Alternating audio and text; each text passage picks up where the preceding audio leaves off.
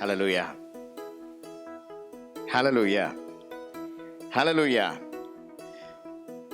Children, I can't hear any of you. Oh, it's wonderful that you are here, very quiet. I know two of them is very active. Our little Jaspika and Luke is been very active on his mobile. And where is Max? Right, okay. It's good to have children. That's what the Lord wants.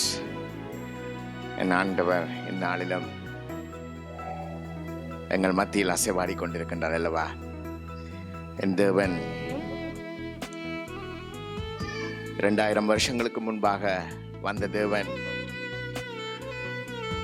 மரித்து உயிர்த்து எழுந்தார் என்று சொல்லத்தக்கதாய் இன்று வரைக்கும் மறைந்த இயேசு கிறிஸ்து என்று யாரும் சொல்லுவதில்லை. எத்தனையோ பெரியவர்கள் வந்திருந்தார்கள் இந்த உலகத்துக்கு. ஆனால் எல்லாரும் இந்த உலகத்தை விட்டு போன பின்பு மறைந்த இன்னார் என்று சொல்லக்கூடியதாக இருக்கிறது. ஆனால் இயேசு கிறிஸ்து மட்டும் நேற்றும் இன்றும் என்றும் ஜீவிக்கிறவராயும் மாறாதவராயும் இருக்கிறபடினால் அவரை நாங்கள் இயேசு கிறிஸ்து என்று அழைக்கத்தக்கதாக இருக்கின்றது. யோவான் சுவிசேஷத்திலிருந்து சில வேத வார்த்தைகள் என்று உங்களோடு சில காரியங்களை பகிர்ந்து கொள்ளலாம் என்று இன்று காலையில் இருந்து இன்று என்ன வசனத்தை கொடுக்க வேண்டும் என்று சொல்லி நான் ஒரு சின்ன புல்லட் பாயிண்ட்ஸ் நோட்ஸ் எல்லாம் எடுத்து பிரிண்ட் பண்ணியிருந்தேன். ஆனால் காணவில்லை. அதனால் இன்று முற்றிலும் என் ஆண்டவர் இந்த செய்தியை என்னோடு முதலாவது பேசட்டும். உங்கள் ஒவ்வொருவரோடும் பேசி ஆண்டவர் பலப்படுத்துவார் என்று விசுவாசிக்கிறேன். யோவான் இப்படியாக எழுதுகிறார்: ஆதியிலே வார்த்தை இருந்தது, அந்த வார்த்தை தேவனிடத்தில் இருந்தது, அந்த வார்த்தை தேவனாய் இருந்தது. ஆதியிலே வார்த்தை இருந்தது, அந்த வார்த்தை தேவனிடத்தில் இருந்தது, அந்த வார்த்தை தேவனாய் இருந்தது. அவர் ஆதியிலே தேவனோடு இருந்தார். சகலமும் அவர் மூலமாய் உண்டாயிற்று. உண்டானதொன்றும் அவராலே அல்லாமல் உண்டாகவில்லை என்று சொல்லி என் ஆண்டவரை பற்றி யோவான் தன்னுடைய சுவிசேஷத்தில் தேவகுமாரன் இயேசு கிறிஸ்து தெய்வமாகவும் மனுஷனாகவும் ஒரே அவர் இந்த உலகத்துக்கு வந்து பாவங்களை, எங்களுடைய ரோகங்களை, எங்களுடைய சாபங்களை சுமந்து தீர்த்து அதில் வெற்றி சிறந்த தேவ ஆட்டுக்குட்டியானவராக இருக்கின்றார், தேவனாக இருக்கிறார் என்று ஆரம்பத்திலே இப்படியாக எழுதுகிறார்: ஆதியிலே வார்த்தை இருந்தது, அந்த வார்த்தை தேவனிடத்தில் இருந்தது என்று சொல்லி அவர் எதற்காக எழுதுகிறார் என்ற ஒரு சில காரியங்களை நான் சிந்தித்து கொண்டிருந்த வேளையில் அங்கே ஆதியாகமத்தை நாங்கள் பார்த்தோம் என்று சொன்னால் வேதத்தில் முதலாவது வசனம் எப்படியாக ஆரம்பிக்கின்றது என்று சொன்னால், ஆதியிலே தேவன் வானத்தையும் பூமியையும் சிருஷ்டித்தார் என்று சொல்லி, ஆதியிலே அவருக்கு முன்பாக, அதுதான் ஆண்டவர் சொல்றார், நான் ஆதியும் அந்தமுமாய் இருக்கிறேன், அல்பாவும் ஒமேகாவும் இருக்கின்றேன் என்று சொல்லி, அந்த தேவன் ஆதியாகமத்தில் பார்த்தோம் என்று சொன்னால் ஆதியிலே தேவன் வானத்தையும் பூமியையும் சிருஷ்டித்தார் என்று சொல்லி ஆரம்பிக்கிற தேவன் அடுத்த வசனம் அப்படியா சொல்லுகிறது: பூமியானது ஒழுங்கின்மையும் வெறுமையுமாய் இருந்தது, ஆழத்தின் மேல் இருள் இருந்தது, தேவ ஆவியானவர் ஜலத்தின் மேல் அசைவாடி கொண்டிருந்தார் என்று சொல்லி. அருமையானவர்களே, எங்களுடைய வாழ்க்கையானது பார்த்தோம் என்று சொன்னால், எங்களை ஆண்டவர் இந்த உலகத்துக்கு நாங்கள் வரும்போது, நாங்கள் குழந்தையாய் வரும்போது எந்த காரியமும் அறியாதபடிக்கு நாங்கள் குழந்தைகளை பார்க்கின்றோம், பிள்ளைகளை பார்க்கின்றோம். ஏனென்றால் நாங்கள் எல்லாவற்றையும் அவர்களுக்கென்று செய்கிறவர்களாய், அவருடைய தேவைகளை சந்திக்கிறவர்களாய், அவர்களை பாதுகாக்கிறவர்களாய், அப்படியாக எல்லா காரியங்களையும் பார்க்கிறவர்களாய் இருக்கிறோம். அப்படியாக ஆண்டவர் இந்த வானத்தையும் பூமியையும் படைத்தவர் என்ன செய்கிறார்? அடுத்த வசனத்தை சொல்லுகிறார், அது ஒழுங்கின்மையும் வெறுமையுமாயிருந்தது, ஆழத்திலே இருள் இருந்தது என்று சொல்லி. எங்களுடைய வாழ்க்கை நாங்கள் ஆரம்பிக்கின்றோம், ஆனால் என்ன செய்கின்றது? எங்களுடைய வாழ்க்கை எப்படியாவது இந்த சமுதாயத்தினாலே it becomes corrupted. எங்களுடைய வாழ்க்கையானது மாற்றப்படுகிறது. சமுதாயத்தோடு நாங்கள் ஒத்து போகிறவர்களாய் எங்களுடைய வாழ்க்கை, அந்த காரியம் நல்லாக இருக்கிறது, இது நல்லா இருக்கிறது. சில பேர் தங்களுடைய கவலைகளை தீர்த்து கொள்வதற்கு ஒவ்வொரு இந்த உலகத்தில் காணப்படுகிற காரியங்கள், பொல்லாத காரியங்களால் தங்களுடைய உடலை கெடுப்பது மாத்திரமில்லை, தங்களுடைய சமுதாயத்தை கெடுப்பது, தங்களுடைய குடும்பத்தை கெடுப்பது. இப்படியாக அவர்கள் என்ன செய்கிறார்கள் என்றால், ஒளியானது எப்படியாக அந்த ஒரு வெளிச்சத்துக்குள் மனுஷனை கொண்டு வராதபடிக்கு அவர்கள் அந்த உலகத்தை தேடி போகிறவர்களாய் இருக்கின்றார்கள்.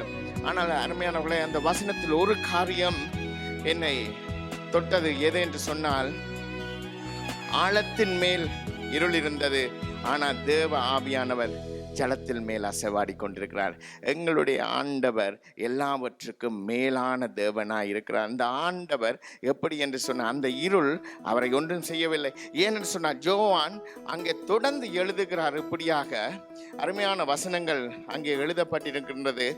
4வது வசனத்தில் இப்படியாக, அவருக்குள் ஜீவன் இருந்தது, அந்த ஜீவன் மனுஷருக்கு ஒளியாய் இருந்தது, அந்த ஒளி இருளிலே பிரகாசிக்கிறது, இருளானது அதை பற்றி கொள்ளவில்லை. இந்த நாங்கள் பார்க்கலாமாம், வெளியில் வெளிச்சமாக இருக்கின்றது, சூரியன் வரும்போது வெளிச்சமாக இருக்கிறது. நாங்கள் ஏன் இருளை பற்றி கதைக்க வேணும்?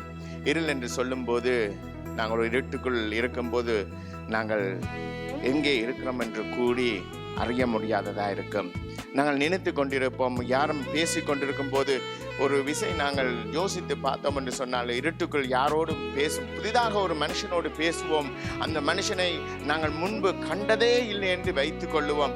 நாங்கள் எப்படியாக இமேஜினேஷன் கற்பனை செய்து பார்க்கலாமோ, இந்த மனுஷன் இப்படியாக இருக்கலாம், இந்த மனுஷன் இப்படியாக இருக்கலாம் என்று நாங்கள் கற்பனை செய்கிறவர்களாய் எங்களுடைய மனம் போன போக்கில் நாங்கள், அல்லது எங்களுடைய மனதின் கற்பனையில், அல்லது எங்களுக்கு தெரிந்த அறிவில் நாங்கள் வாழக்கூடியதாக, அல்லது எங்களுடைய வாழ்க்கையை அல்லது எங்களுடைய நேரத்தை கழிக்க வேண்டியவர்களாக இருக்கின்றோம். இந்த இருள் என்பது பயங்கரமானது. ஏனென்றால் மற்றவர்களை அவர்கள் தன்னுடைய இருதயத்துக்கு எது சரியாக இருக்கிறதோ அப்படியாக வாழத்தக்கதாய் இந்த இருளானது கொண்டு செல்லுகிறதா இருக்கிறது. ஆனால் அதே சமயம் ஒரு வெளிச்சமானது வரும்போது என்ன செய்கிறது? நாங்கள் நேரே அந்த மனுஷனையோ மனுஷியோ பார்க்கக்கூடியதாக இருக்கிறது. அவருடைய குரலை கேட்கிறது மாத்திரமல்ல, அவர் எப்படிப்பட்டவர், இன்னார் மாதிரி இப்படியாக இருக்கின்றார் என்று சொல்லி நாங்கள் ஒரு தெளிவு பெற்ற வாழ்க்கை வாழக்கூடியதாக இருக்கின்றது. இதுதான் இந்த இருள் என்று சொல்லப்படுகிறது. என்னவென்று சொன்னால், இந்த உலகத்தில் ஜனங்கள் எப்படியாக தங்களுடைய அறிவுக்கு ஏற்ற மாதிரி, தங்களுடைய நினைவுகளுக்கு ஏற்ற மாதிரி தாங்கள் இதுதான் சரி என்று சொல்லுகிறது படி வாழ்கிற வாழ்க்கையை தான் இருள் என்று சொல்லி வேதம் சொல்லுகிறது. அதாவது ஆண்டவரை அறியாது வாழ்கிற வாழ்க்கை அது இருளாக இருக்கின்றது. அந்த இருளில் வாழ்ந்த ஜனங்கள் மத்தியிலே ஒளியாக வந்ததுதான் வேதம் சொல்லுகிறது. இயேசு கிறிஸ்துவின் மகிமை இருந்து இறங்கி வந்து மனுஷனாக எங்கள் மத்தியில் அவர் வாசம் செய்தார் என்று சொல்லி, ஆனாலும் அவரை அந்த இருள் பற்றவில்லை என்று சொல்லி, அதாவது he never been corrupted, அவரை இந்த உலகத்தின் பாவங்களோ இந்த உலகத்தின் காரியங்களோ நெருக்கிக் கொள்ளாதபடிக்கு அவர் வாழ்ந்தார் என்று சொல்லி வேதம் சொல்லுகிறது. இப்படியாக இந்த ஆண்டவர் இந்த உலகத்துக்கு வந்த காரணங்கள், எதற்காக வந்தார்? இருளிலிருந்து எங்களை வெளியில் கொண்டு வர வேண்டும் என்று சொல்லி, அதாவது கொலோசியருக்கு எழுதின பவுல் இப்படியாக சொல்லுகிறார், இருளின் அதிகாரத்திலிருந்து நம்மை விடுதலையாக்கி தமது அன்பின் குமாரனுடைய ராஜ்யத்துக்கு உட்படுத்தினவராய் இருக்கிற பிதாவை ஸ்தோத்தரிக்கிறோம் என்று சொல்லி, அது மாத்திரமல்ல, அங்கே எழுதியிருக்கிறார் அடுத்தது வசனத்தில், அவருக்குள் அவருடைய இரத்தத்தினாலே பாவ மன்னிப்பாகிய மீட்பு நமக்கு உண்டாயிருக்கின்றதுன்னு சொல்லி, இந்த இருளிலிருந்து எங்களை விடுதலையாக்க வேண்டும் என்று சொல்லி, என் ஆண்டவர் ஆதியிலே தேவன் அங்கே மனுஷனை படைத்த தேவன் இருளை கண்டார், அது ஆழத்தில் இருந்தது. ஆனாலும் என் ஆண்டவர் ஜலத்தின் மேல் அசைவாடி எல்லாவற்றுக்கும் மேலாக அதிகாரம் வைத்திருக்கிற தேவன், இந்த தேவன் என்ன செய்தார் என்று சொன்ன, இந்த உலகத்தில் மனுஷனை படைத்தார். மனுஷன் பாவத்தில் விழுந்த போது அந்த மனுஷனை மீட்கும் முகமாக இந்த உலகத்துக்கு வந்தார் என்றும், அவர் இந்த இருளின் அதிகாரம், அதாவது இந்த பூமியில் நாங்கள் வாழுகின்ற வாழ்க்கையானது, இந்த உலகத்தில் நாங்கள் இயேசு கிறிஸ்துவினால் மீட்கப்படாத வாழ்க்கை வாழுவோம் என்று சொன்னால், நாங்கள் அந்த அதிகாரத்துக்குள் வாழ வேண்டிய மனுஷர்களாக நாங்கள் காணப்படுகிறவர்களாக இருக்கின்றோம். அதனால் தான் நாங்கள் விசுவாசிக்கிறோம். எப்படி என்று சொன்னால், அவருடைய இரத்தம், அவருக்குள் அவருடைய இரத்தத்தினாலே பாவ மன்னிப்பாகிய மீட்பு நமக்கு கிடைக்கின்றது. அதன் மூலமாக நாங்கள் அவருடைய அன்பின் தேவகுமாரனுடைய ராஜ்யத்துக்குள் நாங்கள் நுழையக்கூடியவர்களாய், அதுக்குரிய பாத்திரர்களாய் மாறத்தக்கதாய் எங்கள் பிதாவை நாங்கள் ஸ்தோத்தரிக்கத்தக்கதாக இருக்கிறது. ஏனென்றால் அவர் எங்களை விசுவாசித்து தேவ ஈவாக 2000 வருஷங்களுக்கு முன்பாக தன்னுடைய ஒரே பேரான குமாரனை எங்களுக்கு கொடுத்தருளினார். ஆண்டவருடைய வசனம் சொல்லுகிறது, சொல்லி அருளை முடியாத ஈவு என்று சொல்லி இயேசு கிறிஸ்துவானவர் அந்த தேவன் எங்களுக்காக இந்த உலகத்துக்கு வந்து இன்றும் நாங்கள் கிறிஸ்மஸ் என்று சொல்லத்தக்கதாக நாங்கள் கொண்டாடி கொண்டிருக்கின்றோம். இந்த தேவன், இந்த மகாதேவன் எப்படிப்பட்டவராக இருக்கின்றார்?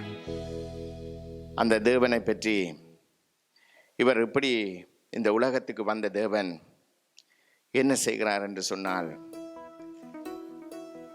ஆண்டவர் சொல்லப்படுகின்றது, இந்த உலகத்துக்கு வந்த தேவன்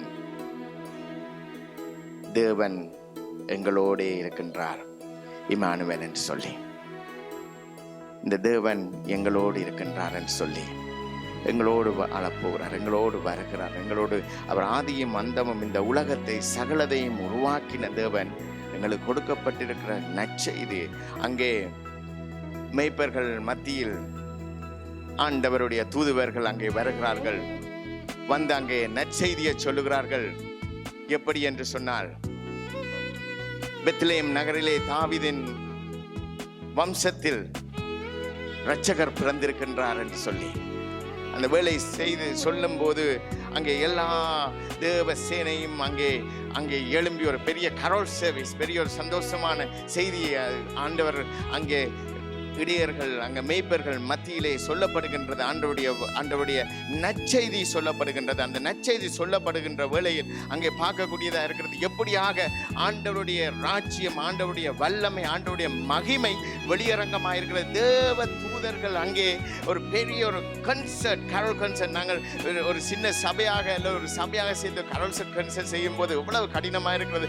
ஆனால் இந்த மேய்ப்பர்கள் they had an open show like வெம்பிளியில் எத்தனை பேர் போய் பார்த்தீர்களோ தெரியாது, அங்கே ஹில் சாங் அரீனா, அந்த வெம்பிளி அரீனாவில் செய்தார்கள். அற்புதமாய் எவ்வளோ காரியங்களை செலவழித்து எப்படியாவது அழகாக செய்து தேவனுடைய நாமம் மகிமைப்பட வேண்டும் என்று செய்தார்கள்.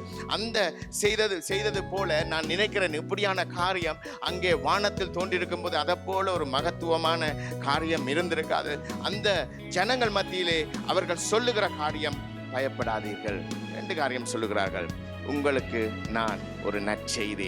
இன்றைய நாளிலும் அருமையானவர்களே, நான் சொன்னேன், இந்த ஆண்டவர் எப்படி இருளில் இருந்து எங்களை மீட்கத்தக்கதாய், எங்களை வெளிச்சத்துக்குள் கொண்டு வரத்தக்கதாய் ஆண்டவர் எப்படியாக எங்கள் வாழ்க்கையில் புதிதாக பிறந்து எங்களுடைய வாழ்க்கையை மாற்றி, நான் இம்மானுவேல் உங்களோடு எப்பொழுதும் இருப்பேன் என்று சொல்லத்தக்கதான அந்த தேவன் சொல்லுகிற காரியம், பயப்படாதீர்கள்.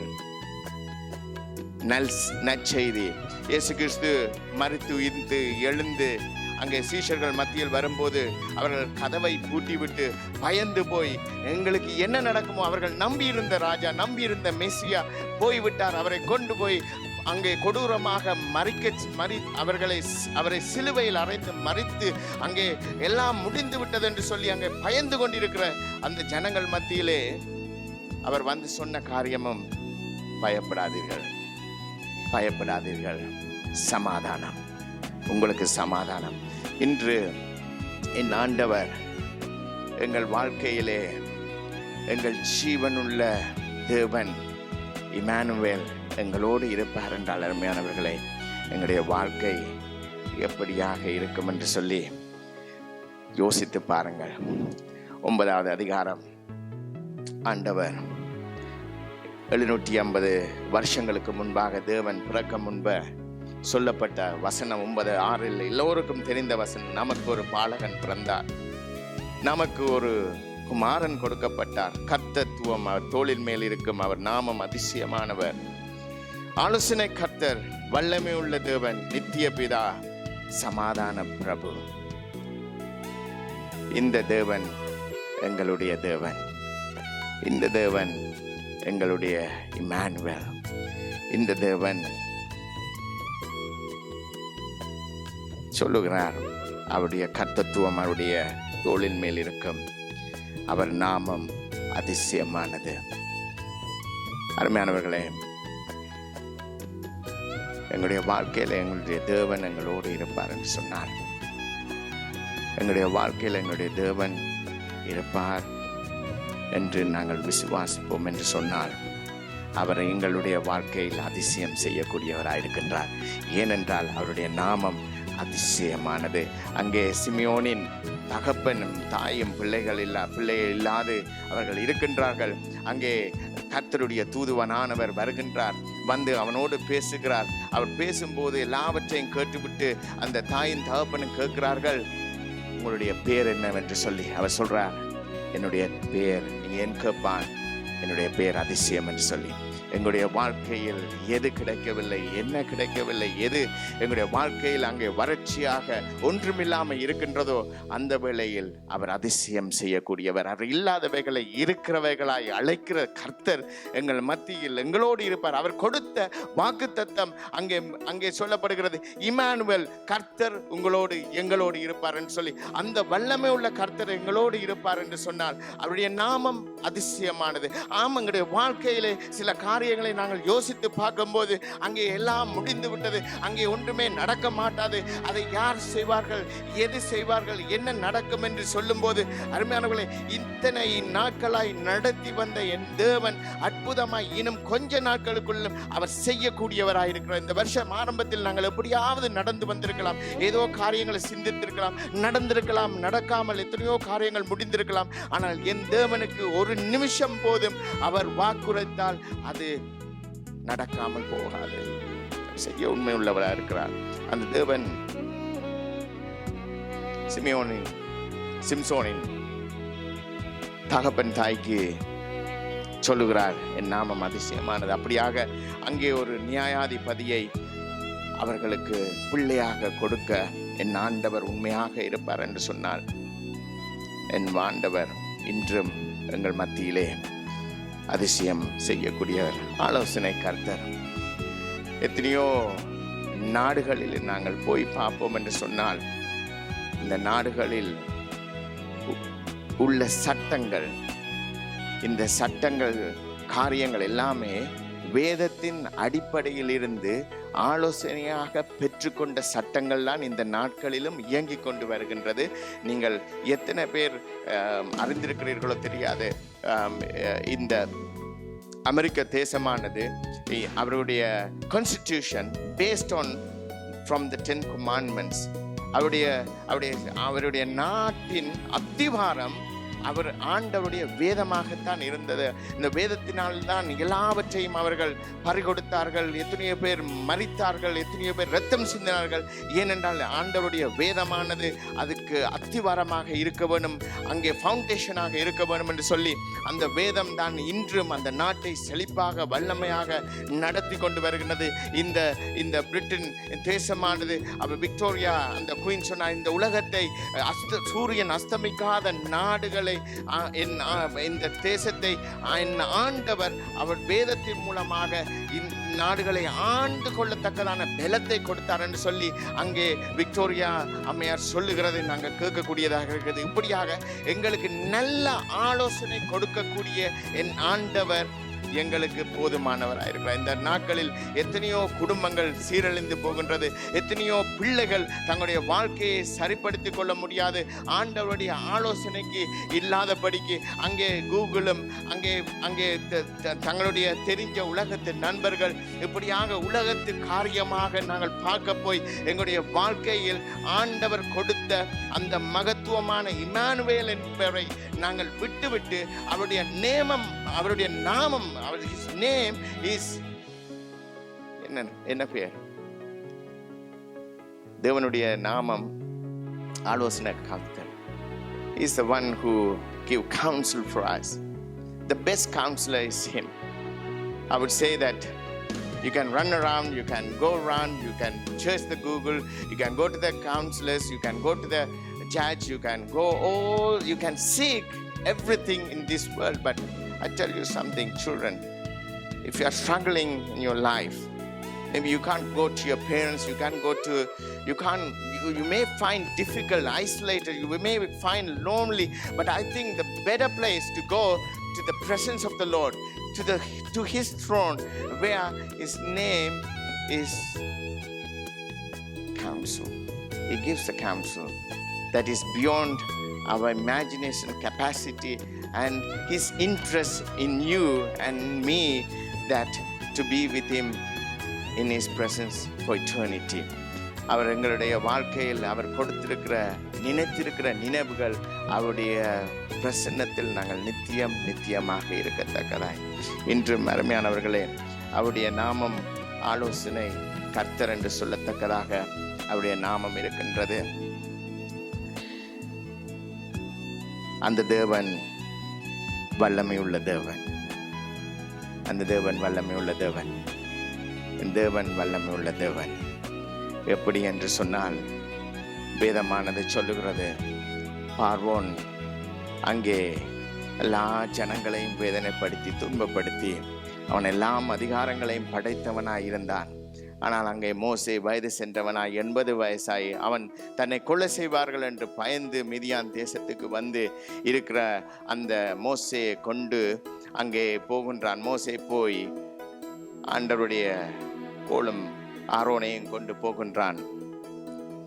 போய் அங்கே அவனுக்கு முன்பாக நின்று கதைக்கத்தக்கதாய் ஆண்டவருடைய அதிசயங்களை அற்புதங்களை செய்யத்தக்கதாய், அது மாத்திரமல்ல அத்தனை ஜனங்களையும் தங்களுடைய இருக்கிற எல்லாவற்றையும் கொடுத்து இந்த இஸ்ரவேல் ஜனங்களை அனுப்பிவிடுங்கள் என்று சொல்லத்தக்கதாய் செய்யக்கூடிய ஒரே ஒரு தேவன், அந்த வல்லமை உள்ள தேவன் இம்மானுவேல் எங்களோடு இருக்கின்றார். செங்கடல் வரலாம், பார்வோனின் படைகள், ரதங்கள், ஈட்டிகள், அம்புகள் எல்லாம் நெருக்கி கொண்டு வரலாம். நாங்களோ பிள்ளைகளோடு, அங்கே வயது முந்தவர்களோடு, அங்கே குழந்தைகளோடு, தாய்மார்கள், கர்ப்பிணி தாய்மார்கள் இருந்திருக்கலாம். எல்லா ஜனங்கள் ஆடுகள் மாடுகளோடு நாங்கள் எங்கு போவோம்? அங்கு பார்த்தால், அங்கே பார்த்தால் செங்கடல் முன்பாக நிற்கின்றது. யாரு கடக்க முடியும்? அங்கே புழுதிகள் கிளப்பிக்கொண்டு அங்கே பயங்கரமாக அவன் கொலவரித்தனத்தோடு இந்த ஜனங்களுக்கு ஏதாவது செய்ய வேண்டும் என்று சொல்லி, ஏனென்றால் அவருடைய பிள்ளைகள் எல்லாம் முதல் பிள்ளைகளையும் இழந்தவர்களாய் அந்த வேதனையோடு இந்த ஜனங்களை விட்டு போய்விடுவார்களே, இந்த ஈர்த்து தேசம் எப்படி ஜீவிக்க போன்றது சொல்லி எப்படியாவது இந்த ஜனங்களை கொல்ல வேணும் அல்லது மறுபடி அடிமையாக கொண்டு போக வேண்டும் என்று வருகிற இடத்தில் என் தேவன் எந்த கடலை கொண்டு ஜனங்களை கடக்க பண்ணினாரோ அதே கடலை கொண்டு பார்வோனும் சேனைகளையும் மாண்டு போகத்தக்கதாய் அவனை உயிரோடு மறுபடியும் காணாதபடிக்கு என் தேவன் எங்களை மீட்டு கொள்ள அந்த வல்லமை உள்ள தேவன் இம்மானுவேல் எங்களோடு இருக்கின்றார். இதற்காகத்தான் இந்த உலகத்துக்கு அவர் வந்தார். எங்களுக்கு எதிராக எந்த காரியம் வந்தாலும் அருமையானவர்களே, என் தேவன் எங்களுக்கு எதிராக வெள்ளம் போல சாத்தான் வந்தாலும் வெற்றி கொடி யெகோவா நிசி, அந்த ஆவியானவர் வெற்றி கொடி ஏற்றுறவர்களாக இருக்கின்றார்.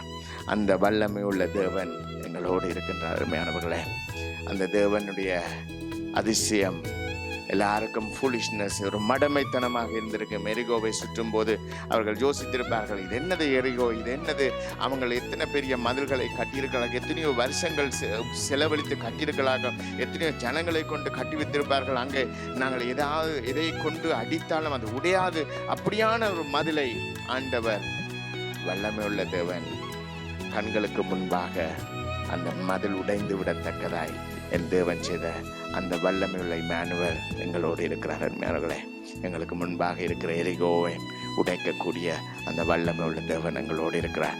That is my God. He is a supernatural God. For him there is nothing is possible. In Luke he says 137 chapter that anything is too difficult for thee. என் ஆண்டவரினால் கூடாத காரியம் எதுவும் உண்டோ என்று சொல்லத்தக்கதாய் அந்த வல்லமை உள்ள தேவன் சொல்லுகிறது. அடுத்ததாக அந்த 9வது அதிகாரம் 6வது வசனத்தில் இருந்து நித்திய பிதா, அவருக்கு ஒரு பெயர் நித்திய பிதா.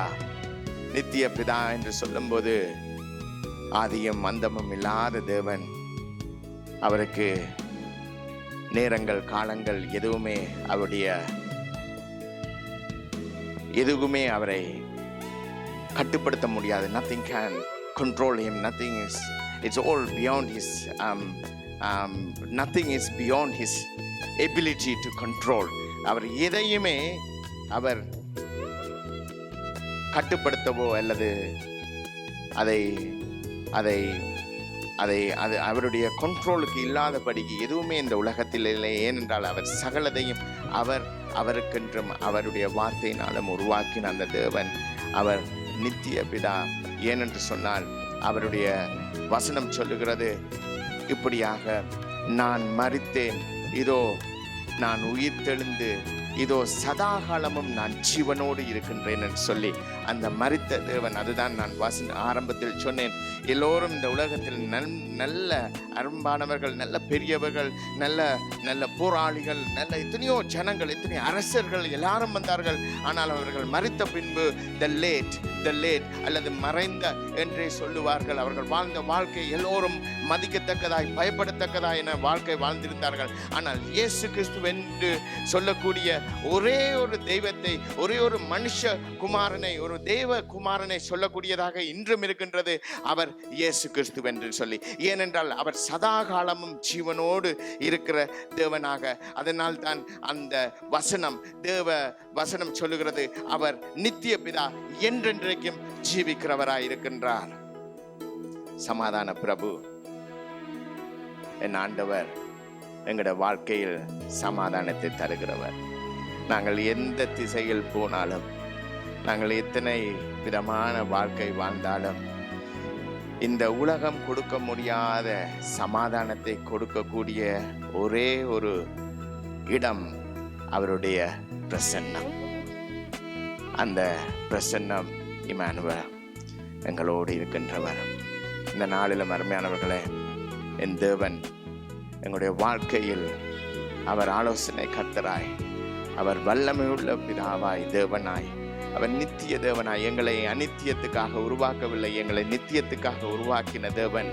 எங்களுடைய வாழ்க்கையில் அவர் தன்னுடைய குமாரனை அனுப்பி தேவனுக்கும் மனுஷர்களுக்கும் இடையில் இருந்த அந்த அந்த எனிமி, அந்த எனிமிட்டியை ஆண்டவர் என்ன செய்தார் என்றால் தன்னுடைய மரணத்தினாலே சீராக்கி தேவனுக்கும் மனுஷனுக்கும் சமாதானத்தை ஏற்படுத்தினார் என்று சொல்லி வேதம் சொல்லுகிறது. இந்த காரியத்துக்காகவே என் ஆண்டவர் இந்த உலகத்துக்கு வந்தார் என்று சொல்லி வேதம் சொல்லுகிறது.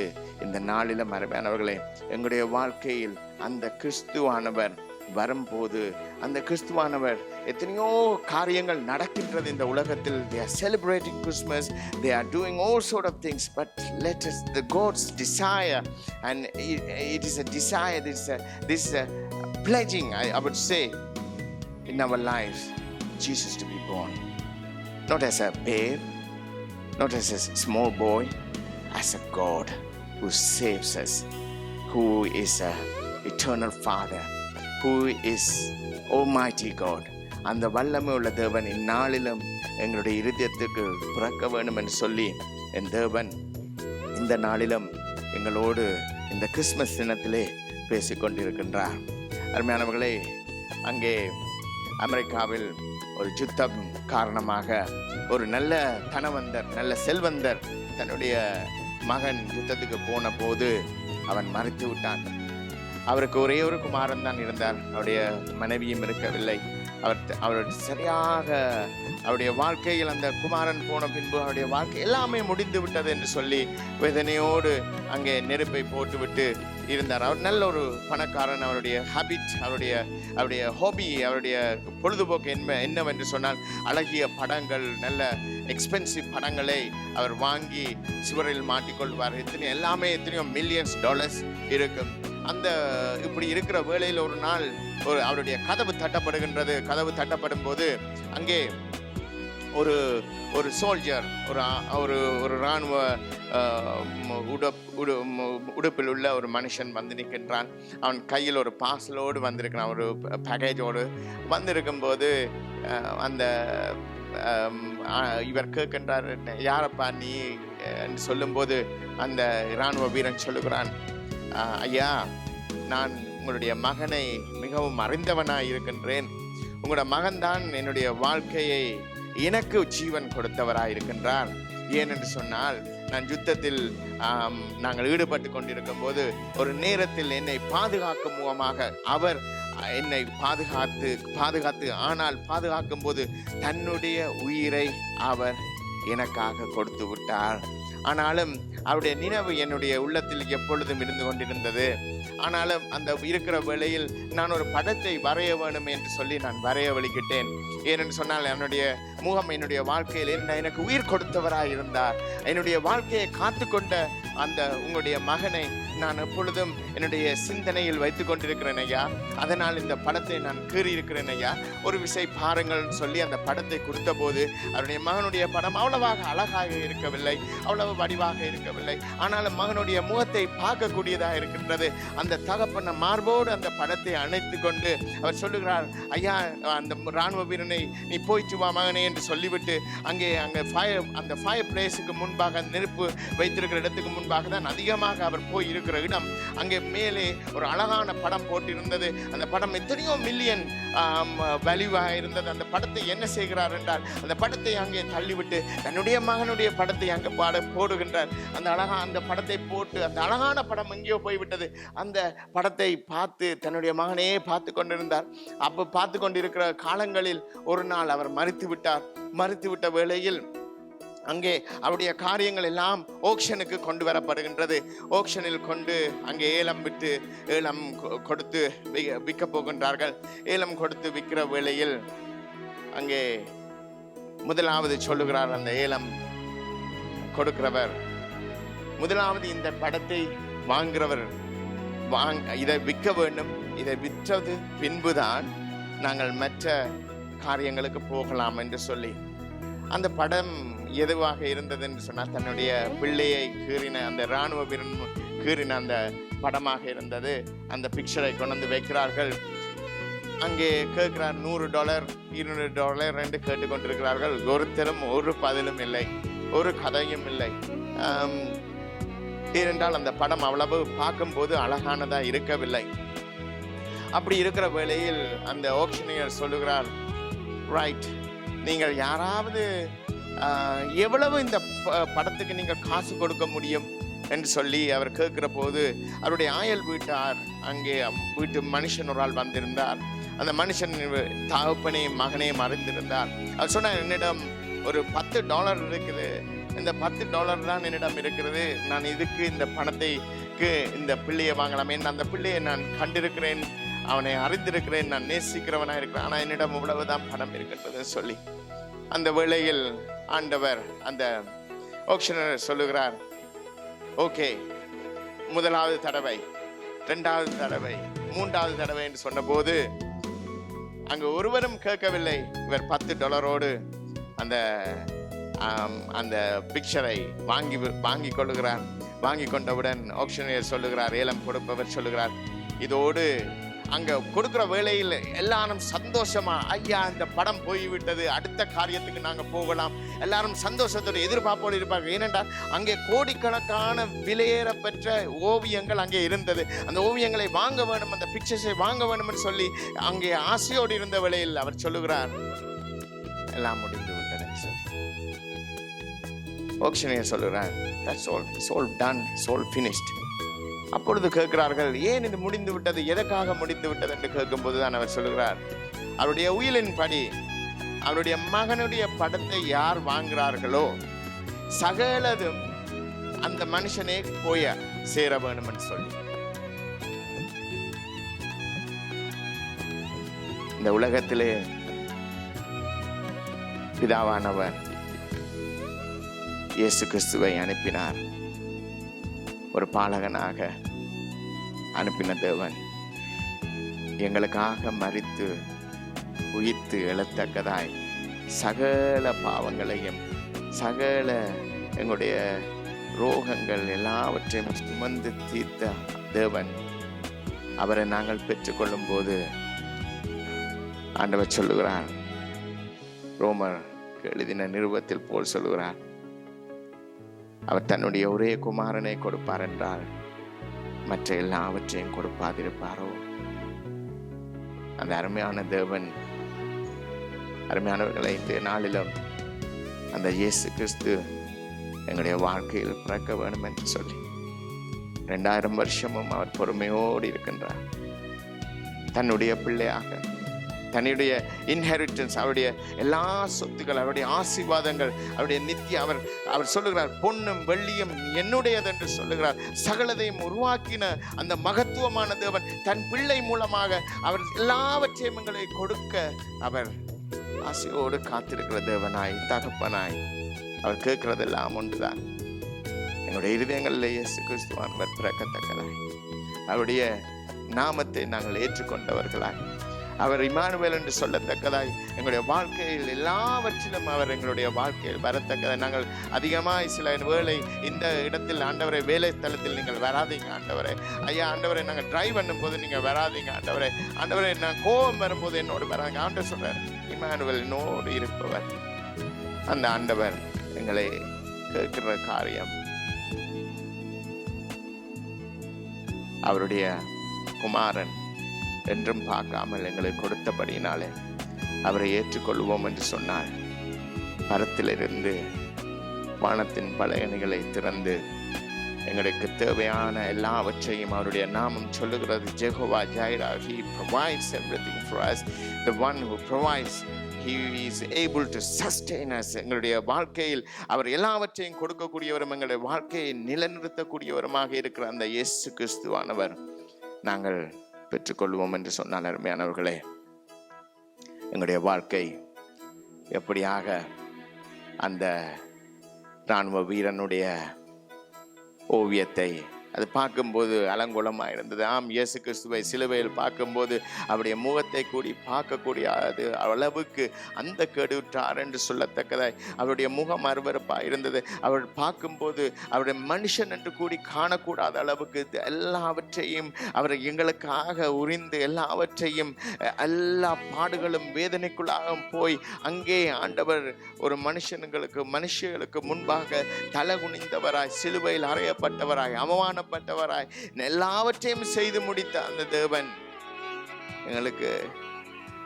அந்த ஓவியத்தை போல நாங்கள் கேட்கிறது சின்ன காரியம், maybe $10, but he received something unbelievably a large amount that can't even, that no one thought about it, and he didn't pay for it and he didn't work hard for it. அந்த $10 அவன் எத்தனையோ million கணக்கான ஓவியத்தை அவன் இலவசமாய் பெற்றுக்கொள்ளத்தக்கதாய் ஆண்டவர் கேட்கிற சின்ன காரியம்தான். எங்களுடைய இருதயத்தில், எங்களுடைய வாழ்க்கையில் அவர் மறுபடியும் எங்களுடைய வாழ்க்கையில் தேவனாக பிறக்கத்தக்கதாய் நாங்கள் வாழுவோம் என்று சொன்னால், அந்த இம்மானுவேல் எங்களுடைய பயங்கள் எல்லாவற்றையும் நீக்கி சமாதானத்தோடு நித்தியமாய் அவரோடு வாழத்தக்கதாய் என் தேவன் எங்களை நடத்தக்கூடியவராயிருக்கின்றார். அந்த தேவன் மோசையிலும் பெரியவராயிருக்கிறார். அந்த தேவன் யோசுவாவிலும் பெரியவராயிருக்கின்றார். அந்த தேவன் இந்த சகல அண்ட சராசரங்களையும் படைத்த தேவன் இந்த நாளிலும் அவர் சொல்லுகிறார், உங்களுக்குள் இருக்கிறவர் உலகத்திலும் இருக்கிறவரும் பார்க்க பெரியவராயிருக்கிறபடினால், என் நாமம் அதிசயமாயிருக்கிறபடினால், நான் ஆச்சரியமான காரியங்களை செய்கிறவராயிருக்கிறபடினால், அருமையானவர்களே, அந்த தேவன் எங்களோடு கடந்து வரட்டும். இந்த வருஷம் நாங்கள் கடைசி நாட்களில் இருந்து கொண்டிருக்கின்றோம். நாங்கள் ஆச்சரியமான நற்செய்திகளை, ஆச்சரியமான காரியங்களை கேள்விப்படத்தக்கதாய் அங்கே தேவ தூதுவர்கள், அங்கே இடையர்கள் மத்தியில், மேய்ப்பர்கள் மத்தியில் அவர்கள் சொன்ன செய்தி நற்செய்தி. அந்த நற்செய்தியை சொல்லுகிற வேளையில் அங்கே பெரிய ஒரு அங்கே அந்த கொயர் வந்து அங்கே வான தூதுவர்கள் ஆண்டவரை துதித்தார்கள். அந்த நற்செய்திகளை, அருமையானவர்களை, இந்த நாட்களிலும் அவங்க இடையர்களை பார்க்கும்போது அந்த நாட்களில் அவர்களை எந்த ஒரு காரியத்துக்கும் அவர்களை அழைக்க மாட்டார். அவர்கள் they are not worthy even to witness anything at the court. அவர்கள் நீதிமன்றத்தில் கூடி சாட்சி கொடுக்கிறதுக்கு கூடி அவர்களுக்கு எந்த அருகதையும் மற்றவர்கள். அப்படியான மனுஷர்கள் மத்தியிலே ஆண்டவருடைய சுவிசேஷம் முதலாவதாக அறிவிக்கப்பட்டது. அருமையானவர்களே, அந்த அருமையான அந்த அவர்கள் செய்கிற காரியம் முதலாவது, அவர்கள் என்ன செய்கிறார்கள்? உடனே போகிறார்கள், பிள்ளையை போய் பார்க்கிறார்கள், சந்தோஷத்தோடு திரும்பி வருகிறார்கள். என் ஆண்டவர் இன்றும் ஒவ்வொருவரையும், எங்கள் ஒவ்வொருவரையும், we may be in a high standard, we may be in the low standard, we may be in anywhere in the human life standard, we can so call the standard created by human beings. But அருமையானவர்களே, நாங்கள் எந்த நிலையில் இருந்தாலும் என் ஆண்டவர் எங்களுக்கு போதுமானவராய் இருந்து அவருடைய நாங்கள் நற்செய்திகளை அறிவிக்கத்தக்கதாய் அந்த இம்மானுவேல் எங்களோடு இருக்கும்போது அவர் பலமுள்ள தேவனாய், அவர் நித்திய பிதாவாய், அவர் ஆலோசனை கர்த்தராய், அவர் இம்மானுவேலாய் எங்களோடு இருந்து சமாதானமும் நற்செய்தியும் சந்தோஷமும் பயமில்லாத வாழ்க்கையும் வாழ எங்களை நித்தியத்துக்கு அழைத்து செல்ல உண்மையா இருக்கிறார். அந்த தேவனை நாங்கள் அவருடைய சாயலை தரித்தவர்கள் மாத்திரமல்ல, மற்றவர்களோடு பகிர்ந்து கொண்டு அவர்கள் மத்தியிலே தேவனாக பிறக்கத்தக்கதாய் அந்த நற்செய்தியை அறிவிக்கிறவர்களாய் எங்களுடைய வாழ்க்கையை இந்த கடைசி நாட்களில் ஒப்புக் கொடுப்போம். தேவன் பெரிய காரியம் செய்வார். ஆமென். ஆண்டவர் உங்களை ஆசீர்வதிப்பார்.